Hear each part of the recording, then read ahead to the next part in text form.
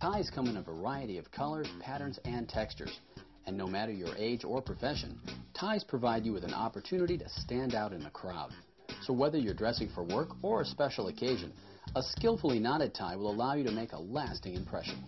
Oscar Wilde once said that a well-tied tie is the first serious step in life, and he was right. On more than one occasion, I've attended meetings where the speaker stepped up to the podium with a crooked tie, or worse yet, a carelessly knotted tie.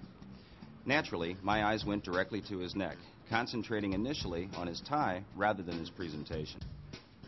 And much like women will use a pin or a scarf to accessorize their outfit, you should look at your tie as an artistic accessory. More importantly, consider your choice in knots as the final piece to your wardrobe. After all, you choose a tie to accent your wardrobe. Make sure you accent your tie with the proper knot. There are 5 different tie styles making up the foundation of today's fashion, so let's get started. They are the 4 in hand, the Windsor, the half Windsor, the Shelby, and the bow tie. Now don't laugh. Although it isn't overly popular right now, the bow tie definitely makes a bold statement. Now not everyone has the proper build or personality to wear the bow tie, but you do take notice of the person wearing one, right? Well, we'll get to this in a moment, but first we'll cover one of the more popular knot styles, using a contemporary style tie, the 4 in hand, also known as the simple knot. The 4 in hand knot is the smallest and most precise of knots, dating back to the days of the coach and 4 in England, when the coachmen would tie their ties using this method to prevent them from flying in the wind while they were driving the team. Okay, let's start with the basics. Begin by draping the necktie around the collar with the seam lying along the collar facing in. The wide end of the tie should be on the side of your dominant hand. If you're right-handed, then start on the right. First, let's walk through the steps of the 4 in hand. Start with the wide end of the tie on your right and extending a foot below the narrow end. Cross the wide end over the narrow end and back underneath. Continue around, passing the wide end across the front of the narrow end once more. Pass the wide end up through the loop between the knot and your neck. Pass the wide end down through the knot in front. Draw the knot up tight to your collar by holding the narrow end of the tie and sliding the knot snug. Now let's walk through the 4 in hand again. Turn up the collar and button it at the neck. This allows the necktie to glide gently along the collar without wrinkling or stretching the fabric. Begin with the wide end of the tie on the side of your dominant hand and extending about a foot below the narrow end. Notice that on most ties, a diagonal seam is about midway on the tie. This is usually a good gauge as to where to make your first cross. Cross the wide end of the tie over the narrow end and back underneath. Bring the wide end over the front and then pass it up between the neck and the knot, holding the loop open with your left finger. Pass the wide end down through the knot. And notice that by tucking the loop through with your index finger of the right hand, this allows you to maintain the knot while you pull the material through. And this goes for all knots. Shape your knot and draw it up tight. Turn down the collar. And there you have a nice, clean 4 in hand. Next, we'll help you master the half Windsor. Now pay close attention because I'm about to reveal a new twist to the traditional directions. Why is this necessary? Well, the half Windsor has always appeared to be a little lopsided, until now. Start with the wide end of the tie on your right and extending a foot below the narrow end. Cross the wide end over the narrow end and wrap it back underneath. Bring the wide end up towards your face and turn down through the loop to your right, not your left. This is the new twist. Traditional directions say to go to your left. However, we found that bringing the wide end to your right results in a more symmetrical knot. This allows you to pass the wide end around the front from your right to left. Then, go up between your neck and the knot, and down through the knot in front. Tighten carefully and draw up to the collar to complete the new and improved half Windsor.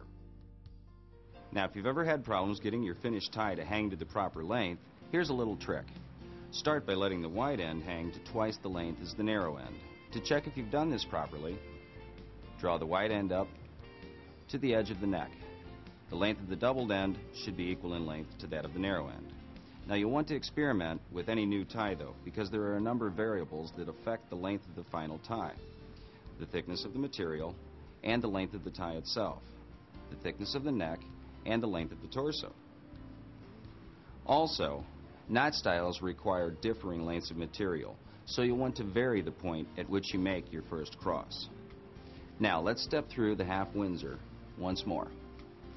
The wide end of the tie should be on the side of your dominant hand and extending at least a foot below the narrow end. Cross the wide end over the narrow end and back underneath. Bring the broad end up towards you and then down through the loop between your neck and the knot, and sweep the wide end to the right this time, not to the left. This is the new twist. This allows you to bring the broad end from the right across the front to the left, and then bring the broad end up between your neck and the knot, pass it down through the loop, draw your material, and then draw it up tight. And there you have a half Windsor. See how even the two sides are? I should point out that after being tied, the tips of the necktie should touch the waistband of the pants, and the two ends of the tie should either be equal in length or the narrow end a fraction shorter. Remember, the inside of the wide end of the tie has a band into which the narrow end of the tie is tucked to hold it in place. The Windsor. If not done properly, this knot can come out looking very large, bulbous, and unsightly. So pay special attention on this one. It's worth the extra effort. Start with the wide end of the tie on your right and extending a foot below the narrow end. Cross the wide end over the narrow end and bring it up through the loop and down to your left. Next, bring the wide end around behind the narrow end to your right. Bring the wide end up from the front and through the loop coming back down on your right. Then bring the wide end to the left across the narrow end. Turn and pass the wide end up through the loop and complete by slipping the tie down through the knot in front, tighten, and draw up comfortably to the collar. Most standard neckties come in lengths from 58 to 60 inches. Taller men, or those of you who choose to wear a Windsor knot, which requires the most length of material, will require a somewhat longer tie. Now, let's step through the Windsor once more, slowly. Take the wide end over the narrow end, and up and around the narrow end on the left, crossing underneath. Bring the wide end up and towards you, down through the loop between your neck and the knot on the right. This forms the V. Now, bring the broad end from the right across the front of the knot to the left, and bring the knot up between your neck and the knot. Tuck it down through the loop in the front of the knot, shape and form, and draw it up. There you have a full Windsor. When properly tied, it should have a nice clean dimple like this. Bow ties. Though you'll occasionally see them worn by the college professor or stock market analyst, bow ties are usually worn at formal engagements with a pleated front shirt. They make a unique fashion statement, and depending upon the setting, they give a man a suave or intellectually professional look. The general rule of thumb is that the bow tie should never be broader than the widest part of the neck and should not extend beyond the outside points of the collar. Start with the end in your left hand, 1.5 inches below that in your right hand. Cross the longer end over the shorter end and pass up through the loop. It's important to make sure the tie is snug against your collar at this point. Form the front loop of the bow by doubling up the right side and placing it across the collar points. Hold this front loop with the thumb and forefinger of your left hand. Drop the long end down over the front. Using your forefinger, push the hanging end of the tie up behind the loop in front and poke the resulting loop through the knot behind the front loop as shown. Even the ends and tighten. It's really not as complicated as it looks. Here, let me show you. Begin with the left side, 1.5 inches longer than the right side. Cross the long side over the short and up underneath. Now, here's a little trick. Tighten at the neck and be sure to even up the two ends. Now, draw the lower portion up and double it over on itself. Now sweep the top end over the front and then poke in from behind. Draw it through. Turn down your collar.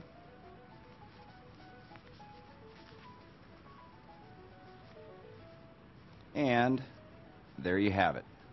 A classic statement for your next presentation or formal engagement. Now for our final demonstration, a new style that's finding wide popularity, the Shelby. Start with the tie inside out. Cross the wide end under the narrow end. Bring it up, then over and down through the loop to your right. Sweep the wide end across the V from your right to your left. Then take the wide end up and through the loop between your neck and the knot. Now bring it back down through the knot and tighten. As you may have noticed, the steps involved in tying the Shelby are definitely different, particularly step 1. Begin with the tie inside out. Cross the broad end of the tie under the narrow end and draw the wide end up towards you and down between your neck and the knot. Sweep the broad end to the right. Now pass the broad end across the front of the tie from right to left. Bring the wide end up between your neck and the knot and down through the loop in the front. Draw your material down, shaping. Drop your knot to the collar. Lower your collar. And there you have the most recent addition to the classic collection of knots, the Shelby. See how nicely it dimples? So far, we've covered the 4-in-hand, the half Windsor, the Windsor, the bow tie, and the Shelby. Now, every time you tie one of these knots, you'll inevitably need to remove the tie. So here's one final trick you may not be aware of, and this works with all the knots we've shown you with the exception of the bow tie. Simply grab the skinny portion above the knot and pull the material through. Then, if you've properly knotted the tie, pull the two ends apart and the knot should remove itself. Every day we're judged by how we present ourselves. The tie you select says a lot about you. It's an excellent way for you to express your imagination, artistic flair, and personality. Master just 2 or 3 of the special knots presented here, and you'll not only stand out as someone who takes pride in their appearance, but as someone who takes their career seriously as well. And if you're not a business professional, don't limit yourself to just tying these knots for weddings and graduations. In recent years, there's been a casual dress renaissance, which has brought about the new barn luxury jeans look.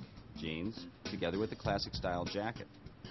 And when accessorized with a tie, the result is perfect for those casual office Fridays, an evening out, or any other event that requires that in-between look, somewhere in between casual and dress. So, whether you wear a tie daily, or whether this is the first time you've ever tied a tie, we hope the information presented here will help you look your best. Until next time, thanks for watching Ties to Success.